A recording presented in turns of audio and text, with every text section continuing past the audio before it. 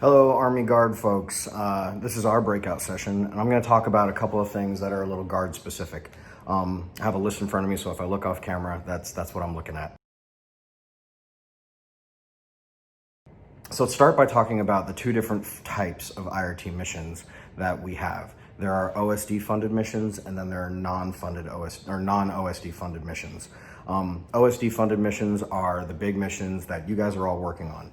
Those are our large scale, our flagship missions, and those are the funds for those missions come through OSD, and the application process is the one that you guys have already sort of been through.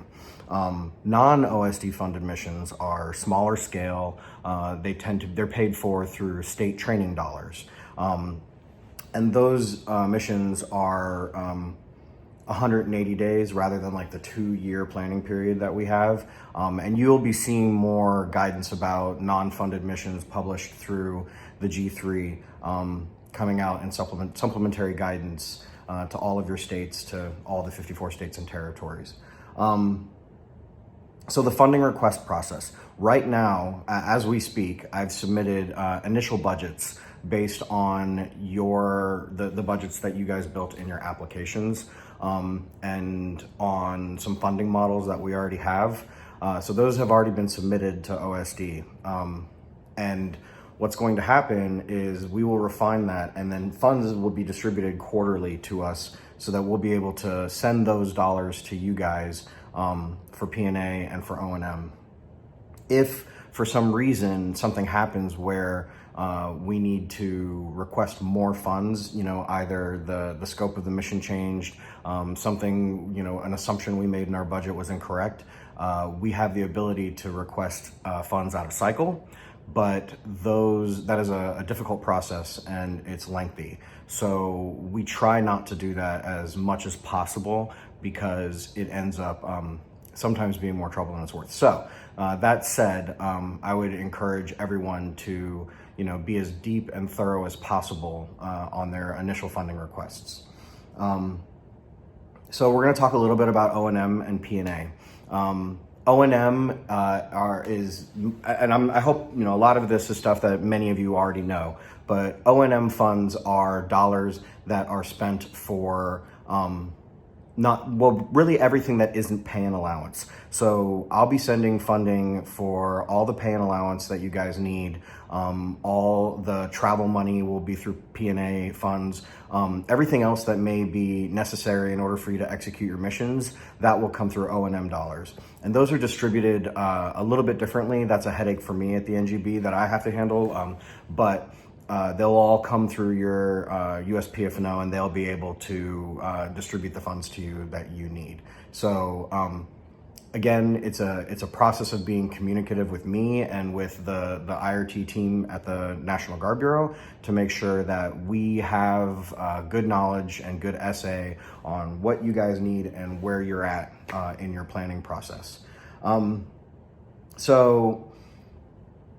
Generally speaking, most of you, I believe, the training missions that you're going to be doing will be your annual training time period. But if it isn't, that may be a specific issue where you would have to put soldiers on orders. And if that becomes problematic, that may be something that we can talk through regarding whether or not you need to do Title 10 or Title 32, and what protections those things have, the differences, etc.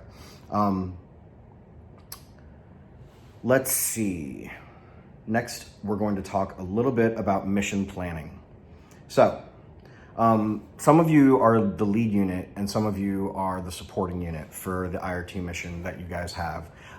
If you're the lead unit, you are responsible for all of the planning that is ultimately going to happen, right? So we need you to be communicative, not only with myself, but the other units and the other service elements that are involved in that process. So one of the things we would typically do is have a face-to-face for each of the meetings or each of the projects, where you, if you were the lead element, would have opportunities to, build phone rosters, things like that. we're kind of at a point now where we should be sort of already gearing up for the IPC, the Initial Planning Conference.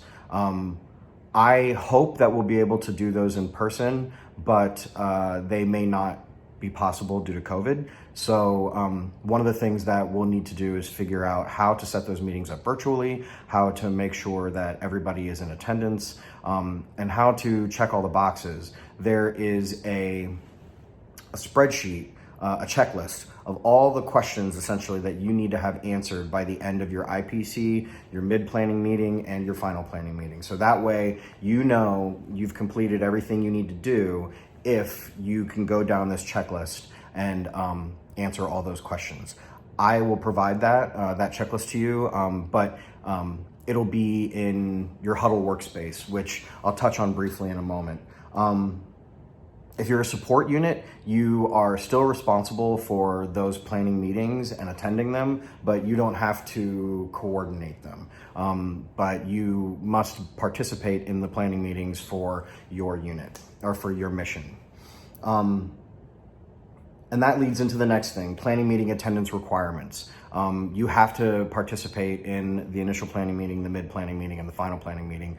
Otherwise, you know, your unit won't know what's going on. So be sure to have designated your planning officer, your OIC, your NCOIC, your unit representative, whoever that may be, whoever that person is going to be, who's going to be the belly button for that particular mission or that unit. Just make sure that they're identified, make sure that they're looped in. Hopefully you're all here. Hopefully I'm talking to you right now. But if there's somebody else that needs to be looped in and part of the process, we need to identify that person ASAP. So next thing, all of these missions, especially if they're the larger scale ones, they're operating in a joint environment. And the way that we do things in the Army isn't necessarily the way that they do them in the Air Force or the Navy or the Marines. So one of the things that we like to touch on and discuss is the joint environment, expectations, and sort of the respect and courtesy that is expected.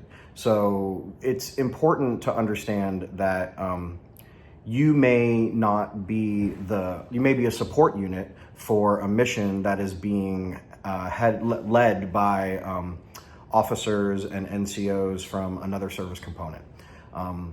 We need to make sure that it's one team, one fight. We're all there to train and to do a mission, but also make sure that, you know, we've got to be able to get along with the other service components, even if they have a planning process or certain things that aren't the way that we do them. So we have to make sure that we're able to meet our planning needs for the Army National Guard, while also not throwing a monkey wrench into their planning needs, okay? So if you are not the lead element, you need to make sure that you give them the courtesy and respect to plan their missions the way they need to. And furthermore, if you are the lead element, you need to make sure that when you are making your plans, that you're looping in the other service components so that they make sure that they work for those individuals. You know, and then the last piece of it is that these missions, remember, this is IRT, it's Innovative Readiness Training. So training is the focus of all of these missions, okay? Yes, we're doing great things for our fellow citizens. We are helping people. It's a really amazing opportunity to build community and to build great, you know, reputation for the Army National Guard and for the military in general with, you know, local communities who, you know, need that support. But that said, the focus is training. So the thing that we need to keep in mind at all times is that, you know, we can't have soldiers performing duties outside their MOS. We can't have missions that don't align with medal tasks. So we need to make sure that as we go in and do these things and conduct these missions, that we are focused on giving a good training opportunity to these soldiers. You know, and that said, typically as I said before, you guys are going to be executing these missions during your annual training period. If there is a training need that you have during that annual training period that would not fall under the scope of the mission that you're on, vocalize that, right? There have been situations where we had units that said, well, we need to qualify, we need to qualify with our weapons. But how do we do that with an IRT mission? And we've been able to coordinate with local military units to get range access, to just do the things that we need to do to make sure that the soldiers are getting all of the training requirements that they need met. So identify all of those training requirements that you have for your soldiers, and vocalize them as soon as possible to the lead element, to the OIC and to the NCOIC, to myself. And we'll do our best to coordinate, to make sure, and to give all of the training opportunities that those soldiers need. So all of that being said, this isn't everybody's first rodeo when it comes to planning in the military. We all know that things go crazy sometimes, right? And they come off the rails. So I always like to manage expectations on everybody's behalf by saying, be flexible, right? Part of IRT is that we are conducting missions in a real world environment. It's not staged, it's not fake, it's not a made up place. These are real individuals, these are real community partners. They're going to come up, there's going to be real problems, real things that we didn't expect. So that's one of the benefits of the program, because it teaches soldiers how to adapt and overcome. But it's also one of the things to keep in mind, that there are going to be situations that come up that are totally unexpected. Especially in the age of COVID-19, a lot of our ability to plan in a traditional way is different, as illustrated by the planning conference that we're at right now, and you watching a video of me instead of seeing me face to face. But as long as we focus on doing the best we can for these soldiers, giving them the best training opportunities that they have, making sure that we're doing right by the community partner, being communicative with them, then I have no doubt that we'll have plenty of success this year. So with that said, I'm going to go ahead and turn it back over to the breakout, and we will answer any questions that you may have.